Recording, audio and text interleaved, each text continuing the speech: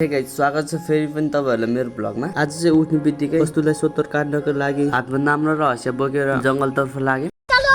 धेरै दिन पनि भइसक्यो त जंगलमा नगएको पनि। यसो गाउँतिर हेरेको त राम्रै देखिरहेको थियो। म चाहिँ यही गाउँमा हुर्केको भएर होला सायद। हजुरहरुलाई चाहिँ कस्तो लागेको नि? भनिन्छ नि आफ्नै गाउँ ठाउँ प्यारो भनेर। मलाई चाहिँ राम्रो लाग्छ आफ्नै गाउँ। अरूले चाहिँ के लाग्छ कुनी? कुराहरु मनमा सोच्दै हिँड्न थाले। सोत्तर झार्नको लागि बादर जसरी रुखमा चढेर भक्का भक झार्न थाले। यो रुख धेरै नै सानो थियो, त्यही भएर अर्को रुखमा चढेर फेरि झार्न थाले। अनि एकैछिनमा सोत्तर झारेर पनि सकियो। झारिसकेको सोत्तरहरुलाई बटुल्दै थियो। सोत्तर सँगसँगै मेरो हात पनि काटे। बाबाले त भन्नु भएको थियो सोत्तर काटेर लिएर आऊ भनेर। हात काटेर आऊ है छोरो भनेर जस्तै भयो।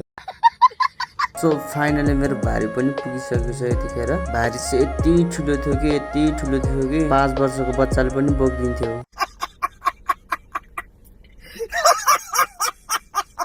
यस्तै हो गाइस, गाउँघरमा हुर्केपछि यस्तै हो, घाँस सोद्धा त गर्नै पर्यो। सो गाइस, यतिखेर चाहिँ म चाहिँ घरतिर फर्किसकेँ। मलाई चाहिँ दिदीले एउटा भिडियो पठाउनु भएको थियो कि जुन भिडियो चाहिँ इरानले कतारमा हमला गरेको रहेछ। दिदी पनि कतारमै काम गर्नुहुन्छ। भिडियो चाहिँ हजुरहरूले पनि हेर्न सक्नुहुन्छ।